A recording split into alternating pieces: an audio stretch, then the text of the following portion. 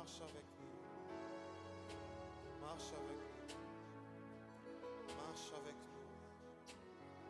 Marche avec nous. Atmosphère de miracle, de guérison, de délivrance et de témoignage. Nous serons à la 4e édition de ce programme organisé par le ministère Kodesh, un ministère prophétique et apostolique dont la mission est de répandre le règne de Dieu. Shalom, lumière des nations, nous vous souhaitons une très belle semaine pleine de témoignages et de bénédictions. Aujourd'hui, sur notre plateau, nous recevons un ministre de l'Évangile.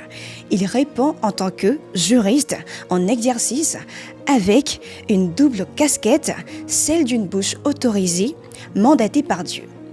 Prophète des nations établi sur le ministère Kodesh, sainteté à l'Éternel, à la fois mentor et conseiller de plusieurs.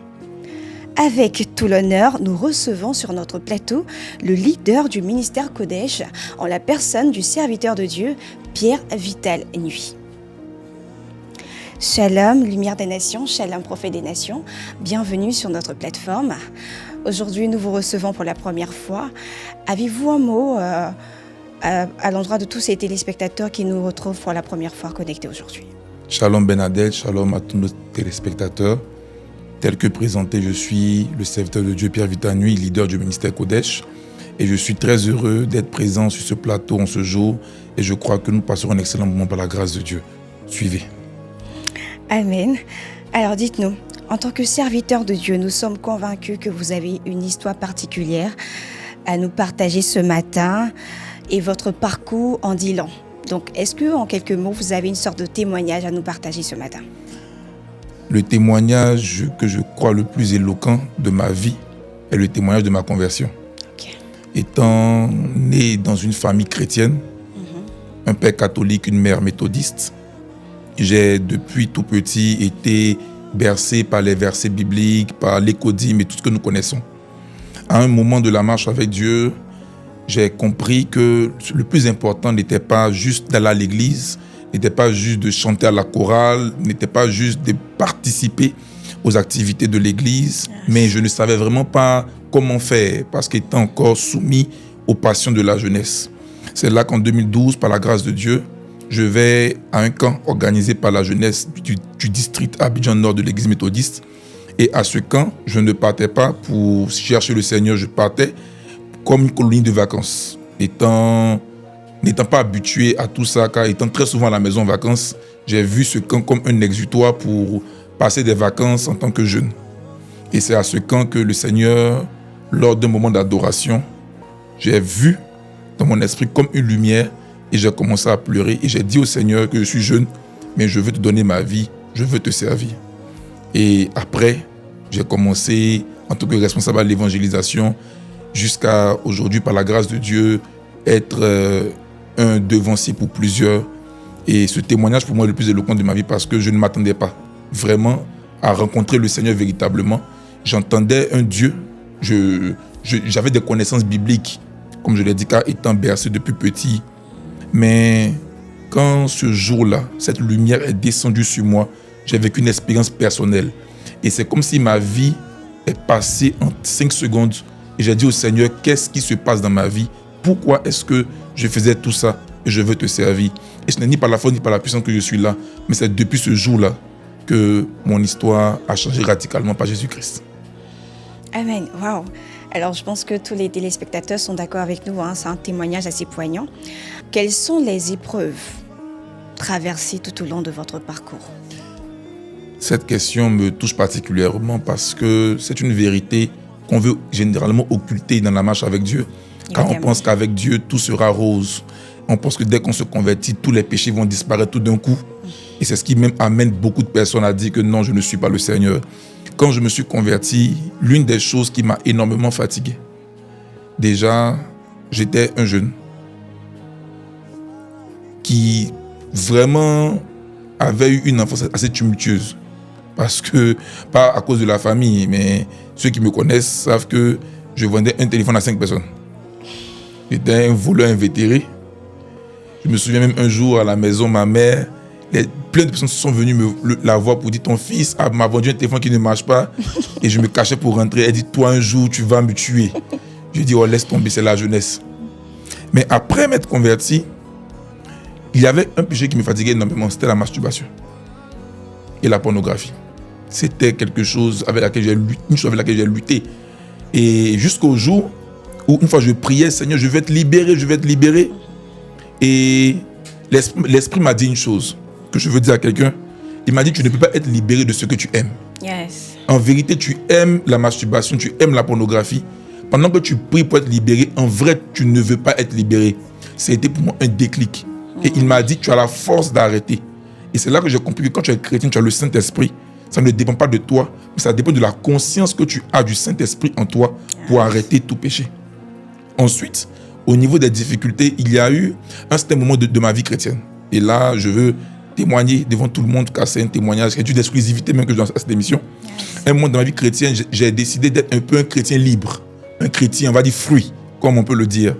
Parce qu'étant dans les jeûnes et prières, étant tout le temps en train de prier, de jeûner, j'ai décidé un moment de me reposer un peu, de laisser un peu passer les choses. Et ça en est suivi malheureusement des chutes. Parce que je pensais dans ma vie chrétienne que quand tu es trop en haut, il faut descendre. C'est vrai qu'on descend, mais on ne coule pas quand on descend. Et je reconnais qu'à un moment de ma vie, j'ai eu à couler et Dieu m'a relevé par sa grâce. Amen. Et aujourd'hui, je parle encore de lui malgré les nombreuses erreurs que j'ai eu à commettre. Pour dire qu'il y a déjà le défi du péché, qui est le premier défi dont je parle. Ensuite, il y a le défi des attaques démoniaques, je le dis. Parce que quand tu deviens chrétien, Paul va le dire en Acte 26, verset 19. Acte 26, verset 19, tu passes de la puissance de Satan à la puissance de Dieu. Automatiquement, toi qui avais des facilités dans la vie, tu te rends compte de certains combats, pas des combats qui n'existaient pas, mais des combats qui existaient, mais qui ont été révélés par la lumière de Christ qui est en toi. Donc tu vas vraiment vaincre, tu seras obligé de vaincre les liens de famille, parce que certaines opportunités que tu pouvais avoir avant ont commencé à tête fermée.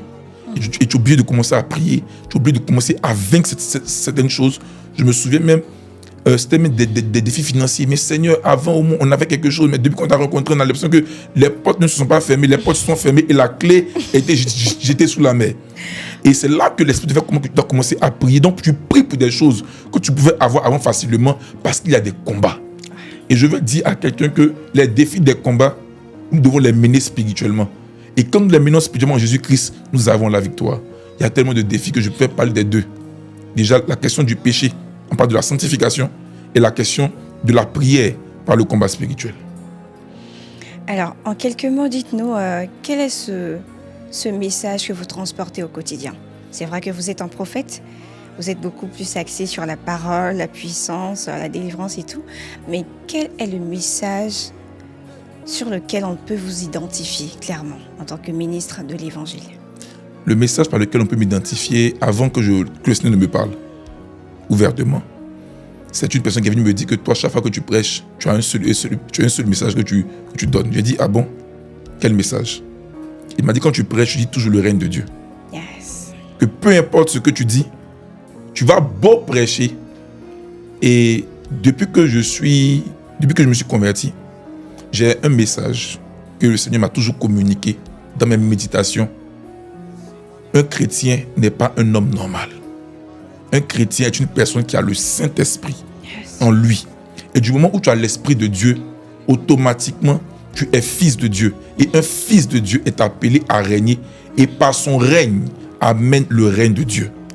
C'est le message que j'ai. Et je veux dire à quelqu'un qui suit cette émission. Du moment où tu es en Christ, tu n'es pas un homme normal. Tu es une personne différente. Tu es une personne qui a été mise à part afin d'accomplir des choses que les hommes de ce monde ne peuvent accomplir. Et tu n'accomplis pas ces choses seulement que pour toi. Tu les accomplis afin que la gloire soit rendue à Dieu, pour que les hommes au travers de toi se soumettent à Dieu, afin que la gloire lui soit rendue. C'est le message principal. Yes. Alors nous sommes tous unanimes sur le fait que le règne de Dieu est quelque chose que nous devons chérir au quotidien. Dites-nous, pourquoi est-ce que la puissance de Dieu est-elle si importante dans l'Église? La puissance de Dieu est importante dans l'Église parce que, je le dis, même quand je prêche, si le Dieu que je prie n'est pas omnipotent, il n'y a pas de raison véritable pour laquelle je vais le prier. Omniprésent, il est partout. Omniscient, il sait tout. Mais un Dieu qui est partout, qui sait tout et qui ne peut rien, ne me sert à rien. Ça, c'est mon principe de base. C'est pour cela que Jésus-Christ, avant de nous envoyer, va nous dire, tout pouvoir m'a été donné. Il ne nous a pas envoyé avec un petit pouvoir. Il nous a envoyé avec tout le pouvoir. Et dans cette vie, face à la puissance du monde, la puissance du diable, nous ne pouvons pas rétorquer avec des principes théologiques. Pas que je méprise la théologie, elle est importante. Parce que s'il n'y a pas de connaissance et de science, on ne peut rien faire. Mais une connaissance et une science sans puissance, c'est ruine de l'âme. Yes. Et pour moi, la puissance de Dieu, elle est importante parce qu'un Dieu qui peut guérir, mais qui ne guérit pas de manière tangible, n'est qu'une fable. La Bible déclare le jour où Dieu a parlé, il a dit que la lumière soit et la lumière fut. C'est sa puissance qui a amené sa parole à être manifeste. Donc pour moi, pour dire qu'un Dieu est vrai, il faut qu'il soit tout puissant. C'est un peu ça. Dans l'Église aujourd'hui, on entend beaucoup enseignement, délivrance, puissance, manifestation de l'esprit et tout. Dites-nous, pourquoi un chrétien doit rechercher activement la délivrance? Cette question me fait sourire parce que c'est une question qui est sujet à beaucoup de controverses. Ok. Je vais le dire clairement. La délivrance n'est pas pour quelqu'un qui n'est pas en Christ. Oh, ça va choquer, hein? Oui. Parce qu'il faut être clair. Et là, je suis très clair. D'être radical. Ésaïe 61, l'Esprit du Seigneur est sur mon cas, il m'a oint. Yes. Il ne parlait pas des nations, il parlait du peuple de Dieu d'abord. C'est le principe de base. Celui qui a besoin de délivrance, celui qui est dans le monde a besoin de Jésus. Celui qui a Jésus a besoin d'être libéré des chaînes par Jésus. C'est important qu'on le dise. Un chrétien a besoin de délivrance. Pourquoi? Parce qu'un chrétien, l'homme est tripartite. Lorsque j'ai Jésus-Christ, le Saint-Esprit vit dans mon esprit. C'est pourquoi mon esprit est renouvelé. C'est pourquoi à la mort, car on va mourir, on le sait tous, l'esprit ira au ciel. Mais la question du sang, qui est la question de l'âme, qui doit être traitée. Beaucoup de personnes sont chrétiennes. Et malgré le fait qu'elles parlent en langue par l'esprit, qu'elles chassent des démons par l'esprit, ont des problèmes de comportement. Ce n'est pas une délivrance qui forcément amène à ce qu'on chasse un démon, mais c'est une délivrance qui amène à une rééducation de l'âme. En fait, il y a des réalités qu'on ne peut pas occulter.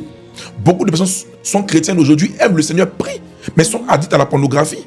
On gère ça comment? Tu vas les envoyer chez des psychologues. Ma soeur est psychologue. Coucou à ma soeur depuis sa position. Je reconnais la psychologie. Mais il y a des moments où il y a des liens qui existent. Comment ça se fait que tu es chrétien et tu vives les mêmes histoires que tes parents? C'est parce qu'il y a un lien d'âme qui doit être brisé par la prière. Et même si on peut l'expliquer de différentes manières, la réalité nous montre que la délivrance est une vérité qui ne peut pas être occultée.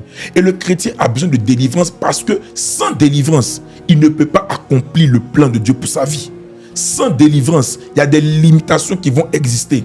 Parce que regardez, enfin je parle et je sens, je me sens dans mon élément.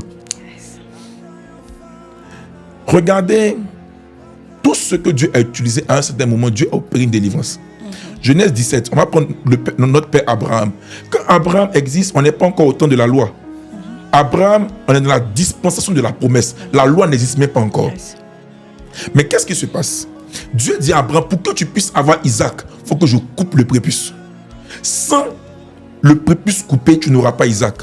Mais le prépuce coupé, c'est la circoncision. La circoncision, c'est la délivrance. C'est enlever une nature ancienne afin que la nouvelle nature se manifeste. C'est fait taire Abraham pour que Abraham puisse se manifester. Combien de personnes aujourd'hui sont dans l'église et ont encore l'ancienne nature, luttent encore avec des choses, laissons le péché, luttent encore avec des réalités, même avec des démons, des esprits de mari de nuit, beaucoup de choses qui ne disent pas, des perpétuels recommencements. Mais il faut que le prépuce soit coupé. Et c'est cette coupure du prépuce qu'on appelle la délivrance. Yes. Mais dites-nous, comment est-ce qu'on fait pour garder la délivrance? C'est important de le dire parce que les gens se disent que la délivrance, c'est instantané. C'est-à-dire qu'aujourd'hui, j'ai besoin d'une prière de délivrance. Vous priez pour moi, je suis délivré. En fait, et à mon avis, malheureusement, beaucoup le pensent. Et qu'une personne va en délivrance 2 ou 3 fois, on trouve qu'elle est fautive. Là, je ne suis pas d'accord avec. La délivrance, je le dis, elle est progressive. Je le dis. Elle est progressive. Comment on fait pour la garder alors? Je vais, avant de dire, est-ce que tu peux me permettre de pouvoir dire quelque chose? En Exode 23, je ne vais pas citer le verset pour ne pas tronquer les Écritures. Dieu va dire à Israël, je ne chasserai pas devant vous tous les ennemis qui sont à Canaan, de peur que vous ne puissiez ne pas les vaincre. De cette même manière, Dieu ne révèle pas tous nos problèmes en une fois. C'est progressif. Parce que derrière chaque délivrance se cache une nouvelle dimension spirituelle. Derrière chaque délivrance se cache un nouvel enseignement. Maintenant, pour revenir à la question, pour garder la délivrance, il y a un principe, Matthieu 12, verset 43-45. On ne peut pas être délivré sans que Christ n'habite. Yes. Christ a habité. Ce n'est pas que Christ est absent du corps. Il est présent, mais il prend toute la place. La Bible dit que le démon vient et le démon dit, je retournerai dans ma maison. Yes. Ça veut dire que ce qui fait que le démon vient avant que la maison ne soit vide, c'est qu'il reconnaît encore sa maison. Je ne sais pas si on se comprend ce soir. Il dit, je retournerai dans ma maison. Ça veut dire que quand on dit dans ma maison, je suis juriste. Article 644 du Code civil. Yes.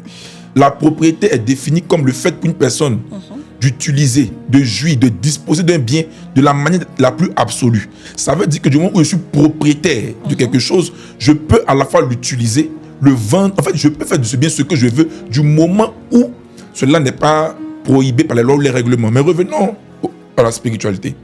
Quand un démon dit ma maison, ça veut dire qu'il est sorti, mais il n'y a pas encore de nouveau propriétaire. Le démon qu'on chasse pour ton mariage, quand il sort, il faut que Jésus soit le nouveau propriétaire. Yes. Malheureusement, quand on fait des délivrances comme ça, et les gens partent, Jésus-Christ ne règne pas. Alors que là où il ne règne pas, quelqu'un d'autre va régner. Quand on finit de faire ta délivrance par rapport à un domaine de ta vie, par rapport à ta vie, installe Jésus au premier rang. Et mène une vie qui est conforme au Dieu que tu installes au premier rang. Aucun démon ne peut revenir. Parce que la maison ne sera plus pour lui. Elle sera pour Jésus et il l'occupera. Alors, selon vous, quelle est la plus grande incompréhension des chrétiens au niveau de la délivrance? Aujourd'hui, c'est un podcast de délivrance. Ah ouais. Non, mais la plus grande incompréhension des chrétiens au niveau de la délivrance, c'est qu'ils se demandent, et j'ai jamais répondu à ça préalablement, comment est-ce que je peux avoir le Saint-Esprit et avoir un démon? Je vais le dire. Le corps de l'homme n'est pas fait pour habiter un seul esprit. Ok.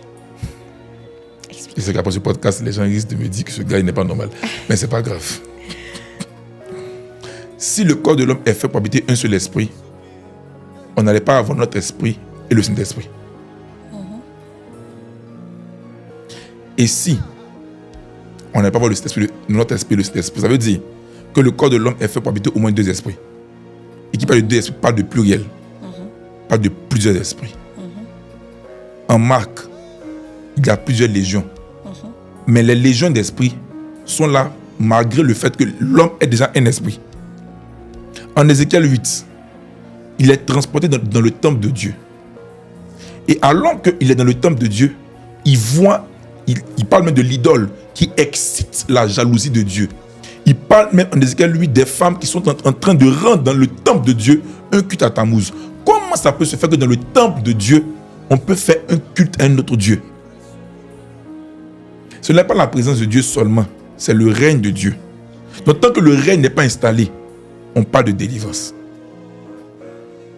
Malheureusement, on se dit non, le Saint-Esprit, la délivrance, je le dis, il est là, mais il faut qu'il règne pleinement, par la prière et par beaucoup de choses.